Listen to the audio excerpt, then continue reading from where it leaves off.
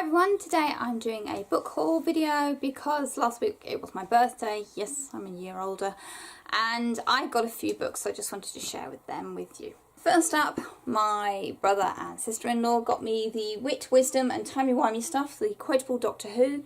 This is a collection of quotes from the Doctor Who series from 1963, not just the new stuff in the 2000s. This covers the whole series so far, right up until the end of Matt Smith's era.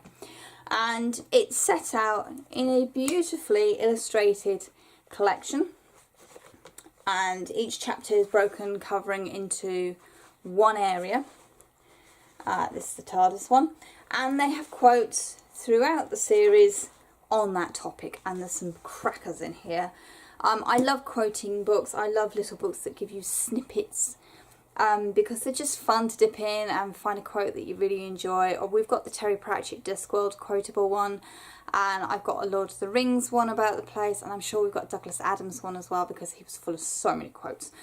So this will be really nice with our collection. It's a nice hardbacky book. It's beautifully illustrated, and yeah, you know, just random quotes. Very good stuff. My mate Hannah inquired as to what books I wanted because obviously I have quite a few, as you can tell, and she didn't want to duplicate anything. So she was informed I needed book 2 in the Saga of the Exiles. This is by Julian May and it's The Golden Talk. A few weeks ago I completed the Sci-Fi Summer Readathon and read The Many-Coloured Land, which is book 1 in this series, and of course I need book 2 to carry on because there are 4 books in this series, so really cool. I've got this.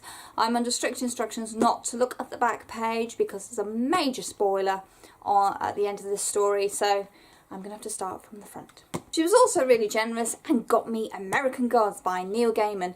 I've just finished watching this series on Amazon Prime over in the UK here, and I've loved it. I know some people complained about it's slow and it doesn't tell you anything, and it's, you know, it's all style over substance, but you know what?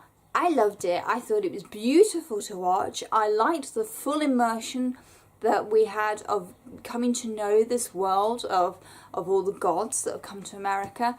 And to be honest, I didn't feel like I wasn't getting story because I was getting story and I was getting character development and I was getting gorgeous visuals just to feast on and be allowed to draw my own conclusions about some of the gods that we meet, like Bilquis. Some of her scenes are pretty extreme, but when you actually study what's going on, you learn an awful lot about that character. There are some very good articles online that actually go into full discussions about what we're actually watching and what it means for the character and eventually the plot and the story.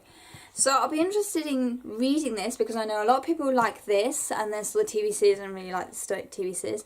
I know people who also didn't like the TV series having read this first. I'm one of these people that comes to it late, so I will be kind of sort of trying not to judge this on the TV series.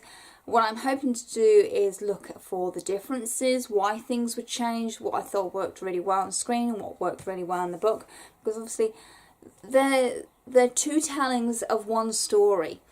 And, you know, you can't judge a book by the TV show and you can't judge a TV show by the book. They are two separate formats telling one story and they will do that in different ways. And so I'm really looking forward to seeing, especially the first half, because that's where we've got in the TV series, and seeing how the story progresses in here and seeing what is better in the book and what's been enhanced on the TV screen.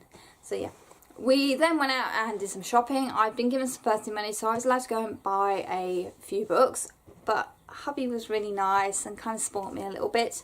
We went into our local Waterstones and discovered this series. They were doing an author feature on Jodie Taylor. This is the Chronicles of St Mary series. I've been given the first 3 books in the series. At the moment there's 9 books.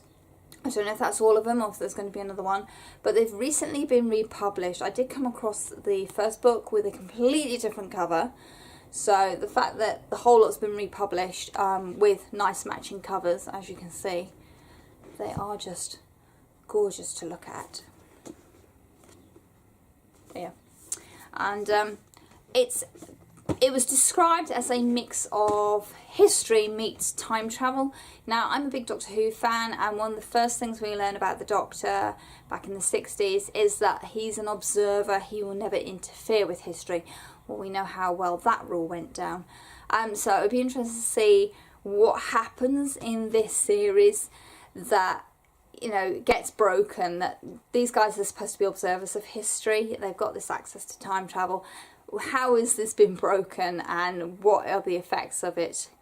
So I'm looking forward to seeing where this series goes. Like I said, I've got the first 3, so I'll let you know when I get my way through. We also picked up The Legend of Podkin One Ear. This is by Kieran Larwood. This is a Blue Peter book winner for this year and was on offer, so I'm not going to refuse a book that's half price. It was billed as a mix between The Hobbit, Redwall and Wind in the Willows, and certainly very much, if you like the Redwall series of books, it's very much that kind of series. It's a story within a story, which is quite a clever telling, because you're not quite sure how things are going to end up, because obviously it's a story. And very much, it's a lot of world building at the moment. I've just started, but certainly there are no humans at this point. Rabbits are intelligent, they walk about on 2 legs, and something has happened that's caused a rising of almost like a plague of evil against the rabbits, and it's going from one warren to another. And this is the tale of Podkin and his survival after his warren is attacked.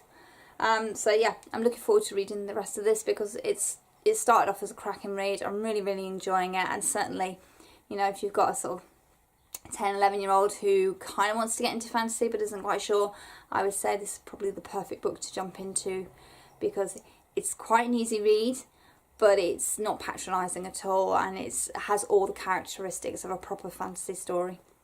And then finally, I've picked up Wonder Woman Odyssey. I haven't read many Wonder Woman comics. I've had my hands on a few from the library now, and I haven't seen much of the Linda Carter TV series, but I've always been a huge Wonder Woman fan. I just love the concept of this amazing superhero who makes things better through the power of love, and I just think that's so inspiring. And when I was growing up, everything was Batman. Batman was everywhere, and when you're a girl and all you see is Dark Knight everywhere, to know about Wonder Woman, the fact that she is this really powerful person, more powerful than Batman is, but she does things with love in her heart and to make things the best that they can be, and she's always looking for peace, so I really like that about her. I wasn't quite sure where to start with the comics, so I've picked up like one of the DC reboots that obviously they like doing quite often, because what's the best way to retell a story than start with the origin story and tweak it again. So I'm looking forward to reading this. I like the artwork in this. I'm one of these comic book readers who likes nice artwork. So I do find some of the older comic styles a little bit hard to read because of the artwork. And I've just heard so many good things about some of her storylines, so I'll see how this one gets on.